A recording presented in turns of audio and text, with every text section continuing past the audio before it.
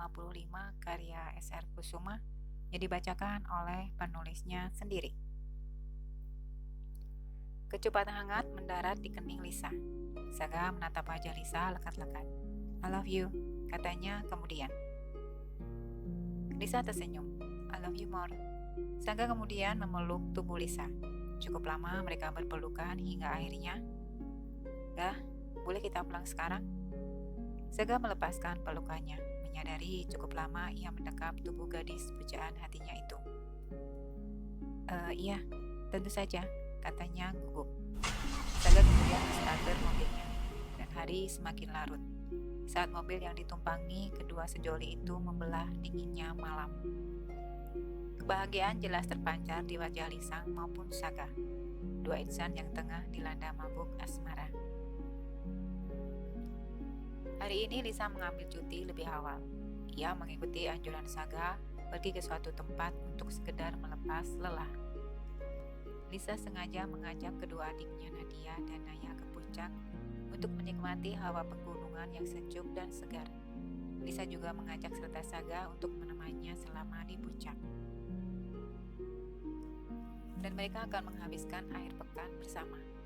Tentu saja itu akan menjadi pengalaman yang sangat menyenangkan sekaligus membahagiakan bagi Lisa maupun Saga. Sejak mereka mengikrarkan diri menjadi pasangan kekasih, baik Lisa maupun Saga seperti tidak dapat dipisahkan lagi. Mereka selalu terlihat bersama dan bahagia. Dan karena hari ini bukan hari libur sekolah maupun hari libur nasional, jalan menuju ke arah puncak tidak padat, bahkan cenderung lengang. Mobil yang dikendarai Saga melaju dengan kecepatan sedang, agar Lisa dan kedua adiknya bisa menikmati perjalanan yang menyenangkan di pagi hari yang cerah ini. Sepanjang perjalanan menuju puncak, mereka disajikan pemandangan yang indah, membuat mereka tidak berhenti berdecak mengagumi keindahan alam ciptaan yang Maha Esa. Lisa, Saga, Nadia, dan Naya tidak henti-hentinya bercanda dan saling menggoda satu sama lain. Mereka sangat menikmati perjalanan kali ini. Dan bagi Nadia, ini adalah perjalanan pertamanya bersama kakak dan adiknya. Ia terlihat sangat antusias dan sangat menikmati kebersamaan ini. Lihat betapa dekat dan akrabnya kakak dan adik itu, orang tidak akan menyangka sebelumnya kakak beradik ini pernah mengalami suatu hubungan yang sangat buruk. Lisa, Nadia, dan Naya pun mulai bernostalgia dengan menceritakan kembali masa-masa kecil mereka yang penuh sukacita bersama kedua orang tua yang sangat mereka cintai. Terlihat Nadia lebih banyak diam dan hanya mendengarkan saja Lisa dan Naya bercerita tentang masa kecil mereka. Saga yang mengetahui status Nadia di keluarga Lisa berusaha memahami perasaan Nadia dan mengapa ia lebih banyak diam dibanding kakak dan adiknya. Dan Lisa sebagai seorang kakak yang cukup peka dengan keadaan Nadia yang merasa tidak nyaman saat mendengar ia dan Naya bercerita tentang masa kecil mereka, ia pun mulai mengalihkan pembicaraan untuk menjaga perasaan Nadia. Lisa seakan mengerti perasaan Nadia saat itu, karena Lisa tahu ia dan Nadia memiliki banyak cerita yang tidak menyenangkan selama ini. Lisa dan Nadia tidak pernah bisa dekat dan akrab satu sama lain, bahkan sejak mereka masih kecil. Sebagai seorang kakak, Lisa sudah berusaha merangkul Nadia dengan berbagai cara, berharap Nadia bisa menerimanya sebagai seorang kakak, tanpa ada rasa benci, iri, dan dengki. Akan tetapi, rasa benci Nadia terhadap Lisa lebih besar dari yang Lisa bayangkan. Harapan Lisa untuk bisa lebih dekat dengan Nadia layaknya kakak dan adik tidak pernah membuahkan hasil. Nadia tetap menganggapnya sebagai musuh.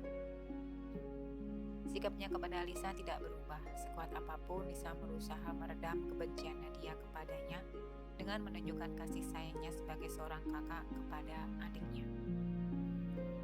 Tetapi semua itu sia-sia belaka. Nadia tidak pernah bisa melihat ketulusan hati Lisa.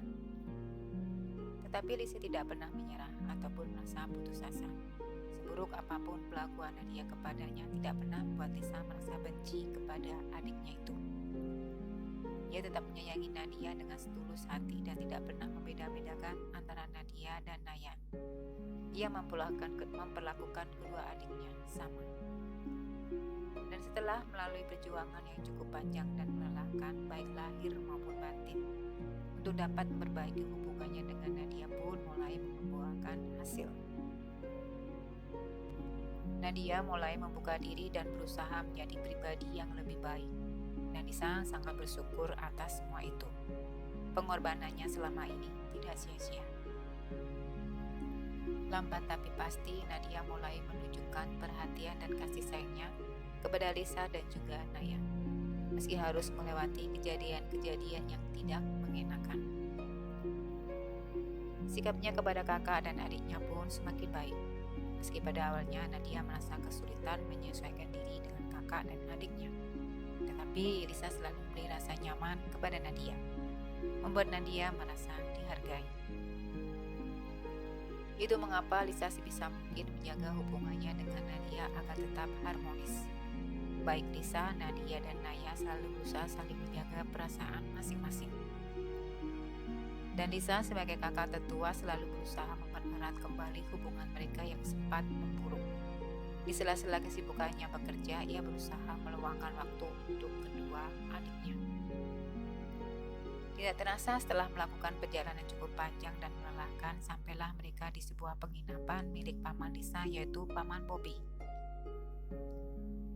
Penginapan itu tidaklah besar, tetapi memiliki fasilitas yang cukup komplit. Penginapan yang didirikan oleh Paman Bobby itu tidak pernah sepi oleh pengunjung yang ingin menginap di sana. Selain dilengkapi dengan kolam renang dan tempat untuk menjaga kebugaran tubuh, penginapan itu juga memiliki kebun anggrek yang cukup luas di halaman samping bangunan, membuat penginapan itu semakin indah dengan warna-warni bunga anggrek yang menghiasi halaman penginapan yang terlihat asri dan rindang itu. Om Bob, begitu Lisa dan adik-adiknya memanggil adik ayahnya itu, penginapan itu telah dibeli Paman Bob dari pasangan berwarga negara asing sejak tahun 2001 itu. Telah lama ditinggalkan Paman Lisa yang memutuskan hijrah ke Amerika bersama istri dan kedua anaknya yang kebetulan semuanya bekerja di sana. Dan penginapan itu telah diserahkan sepenuhnya kepada Lisa. Dan Lisa lah yang mengelola penginapan tersebut. Lisa mempekerjakan beberapa orang untuk membersihkan, merawat, dan menjaga penginapan. Dan penghasilan dari penginapan selain untuk menggaji karyawan, sebagian ia simpan di bank. Paman Bobby sendiri tidak pernah meminta uang hasil dari penyewaan penginapan, karena Paman Bobby berniat ingin membantu keponakannya itu dengan memintanya mengelola penginapan miliknya. Paman Bobby berharap dengan hasil dari penginapan dapat membantu keuangan Lisa dan meringankan bebannya yang harus menafkahi kedua adiknya. Terlebih lagi, hubungan Paman Bobby dengan ketiga keponakannya itu sangatlah dekat. Paman Bobby sudah menganggap mereka seperti anaknya sendiri, mengingat ketiga keponakannya itu telah kehilangan kedua orang tuanya di usia yang sangat muda. Sejak orang tua Lisa meninggal dunia, perhatian pria parubaya kepada ketiga gadis itu sangatlah besar.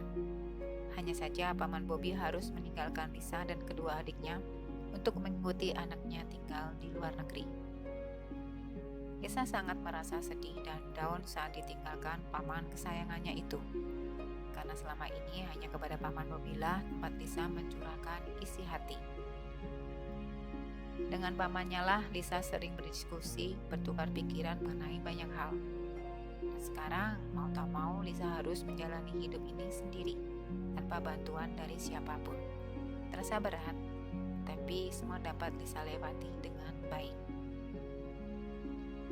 Zaga menghentikan mobilnya di parkir area yang sudah disediakan.